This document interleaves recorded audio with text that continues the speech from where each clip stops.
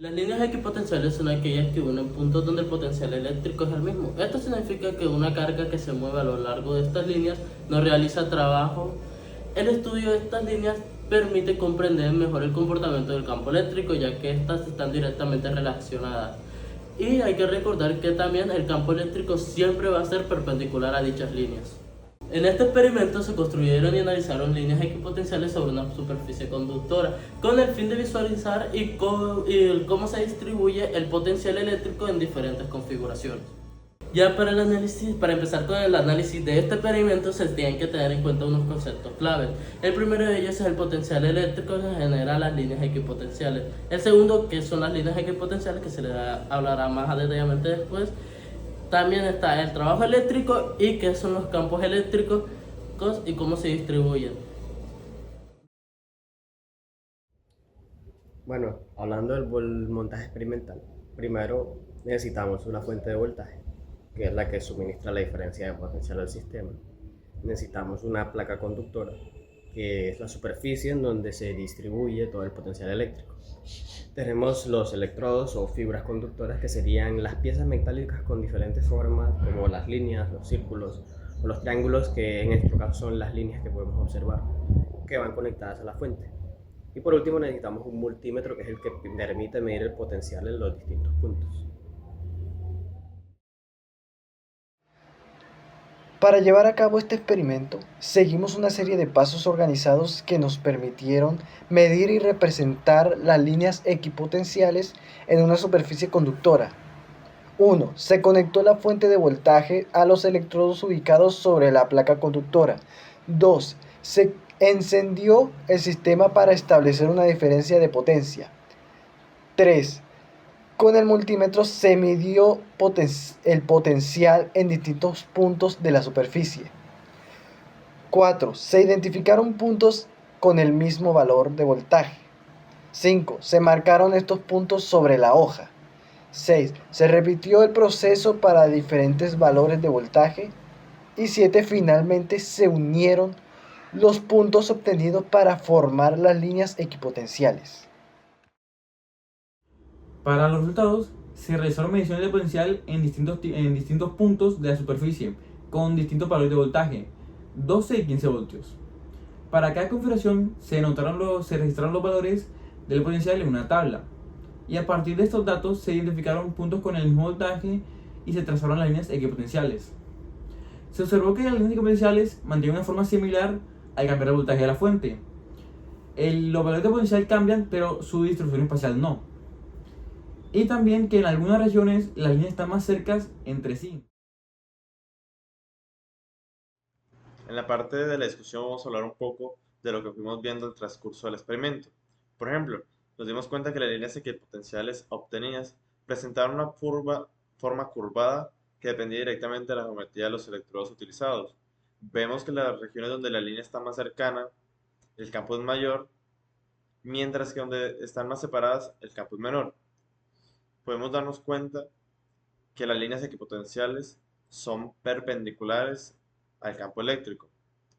Vimos que al variar el voltaje de la fuente, la forma de las líneas se mantenía.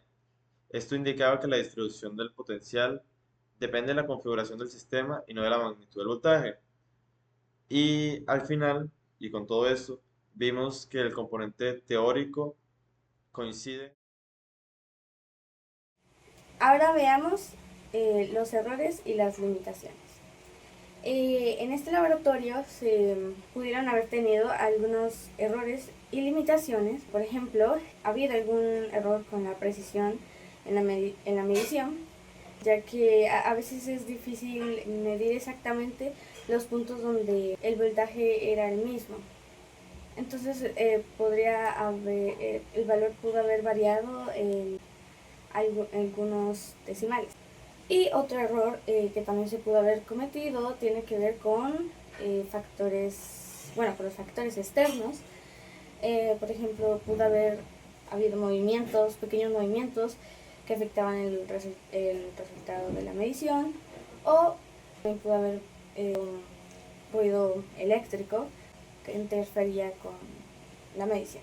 Otro error que se pudo haber tenido se se trata de haber tenido una resolución espacial limitada, que significa error por la cantidad de puntos escogidos para medir, ya que solo se tomaron en cuenta algunos puntos y no absolutamente todos los puntos que formaban la línea, por lo que el valor terminaba siendo algo aproximado. El otro error que también se pudo haber cometido era sobre el contacto imperfecto, ya que las puntas del multímetro que medían podían no estar haciendo un perfecto contacto con la superficie, por lo tanto esto podría haber afectado las mediciones. Para empezar con las preguntas, tenemos la primera que nos dice que sí fue posible dibujar las líneas de un campo eléctrico en cada una de las configuraciones a partir de los gráficos de superficies equipotenciales. Y sí se pudo sacar las líneas del campo eléctrico con la forma en cómo están conectadas debido a las líneas equipotenciales que sacamos con el experimento.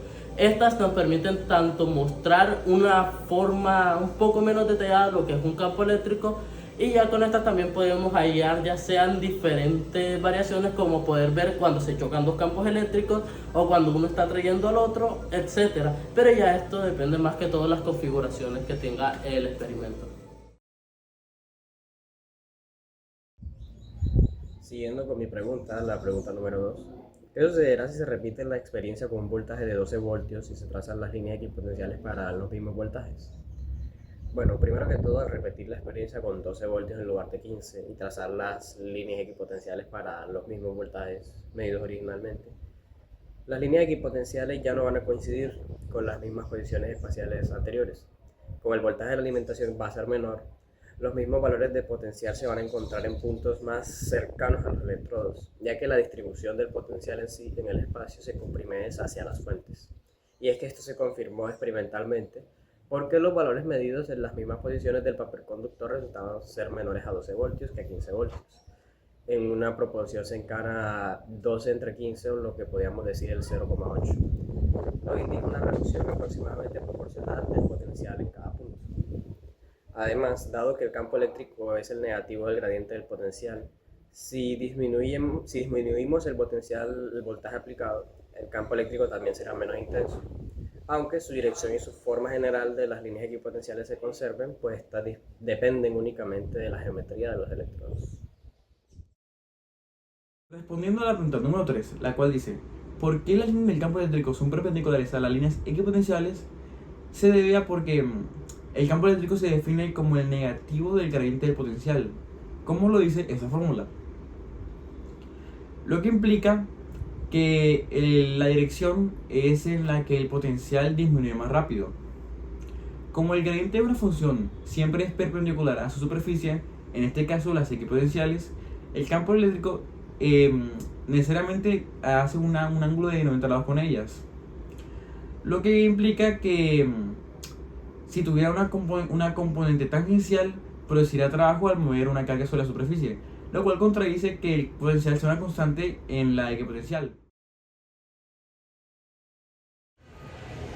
Para responder a esta pregunta, debemos entender cómo se comporta el potencial eléctrico en una configuración barra-barra. El potencial eléctrico no solo existe entre los electrodos, sino también en las regiones externas. Fuera de los electrodos, el potencial no es constante ni desaparece de inmediato, sino que disminuye de forma gradual a medida que aumenta la distancia respecto a las barras. Esto ocurre porque el campo eléctrico generado por los electrodos se extiende más allá de ellos. Como el potencial está relacionado con el campo eléctrico, su valor también se ve afectado en esas zonas externas. Sin embargo, a medida que nos alejamos, la influencia del campo es cada vez menor, por lo que el potencial tiende a disminuir y puede aproximarse a cero a grandes distancias. En conclusión, el potencial fuera de los electrodos en la configuración barra-barra no es uniforme, sino que varía dependiendo de la posición, siendo mayor cerca de los electrodos y menor a medida que nos alejamos de ellos. La quinta pregunta nos dice, ¿cómo es el campo cerca de los bordes en cada configuración de electrodos? El campo eléctrico cerca de los bordes de los electrodos es más intenso y no uniforme. En esta zona, las líneas de campo tienden a curvarse y concentrarse debido a la geometría del conductor. Este efecto es conocido como efecto de borde. Ocurre porque las cargas se acumulan en mayor cantidad en las regiones con mayor curvatura o en los extremos, lo que produce un campo eléctrico más fuerte. Por lo tanto, cerca de los bordes el campo es más intenso y no uniforme, y tiene una dirección más variable, a diferencia de las regiones centrales, donde suele ser más uniforme, como vimos en los diagramas anteriores. Ahora daremos respuesta a la pregunta que dice, ¿cuánto vale el potencial sobre el electrodo circular y en su interior? Bueno, el potencial en el interior del electrodo circular vale, bueno, es constante, vale lo mismo en todas partes en su interior. Esto ocurre porque al estar hecho de un material conductor, el voltaje va a estar distribuido de forma uniforme dentro del electrodo, por lo que ocurre un equilibrio electrostático y por lo tanto el potencial termina teniendo el mismo valor que el de la fuente de voltaje, ya fuera 12 voltios o 15 voltios en el caso de este experimento o laboratorio. Es como un recipiente lleno de agua en el que todo está calmado, por lo que su superficie es igual en todas partes dentro del recipiente. En la pregunta número 7, que nos indica qué efecto tendría mover un electrodo, en este experimento, al mover uno de los electrodos va a haber una reconfiguración total en el campo eléctrico que se crea entre estos dos electrodos, lo cual va a provocar que las líneas equipotenciales se vayan a redistribuir para poder mantenerse perpendiculares a las líneas de fuerza. Si se llegan a acercar, el campo va a aumentar y lo contrario si se aleja.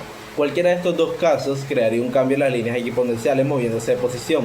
En nuestro experimento nosotros lo que hicimos fue medir un voltaje exacto en cada línea equipotencial. Al moverse uno de los dos electrodos, solo dos, va a provocar que en esas líneas que anteriormente habíamos medido un voltaje exacto, un potencial exacto, ahora va a haber una distinta diferencia de potencial. Como conclusión, tenemos que en este experimento se trazaron líneas equipotenciales para visualizar la distribución del potencial eléctrico. Se pudo observar que su forma depende de la geometría de los conductores y que el campo eléctrico es totalmente perpendicular a estas líneas. A pesar de algunas limitaciones, los resultados obtenidos logran concordar con la teoría vista en clase e investigada en las horas libres de estudio.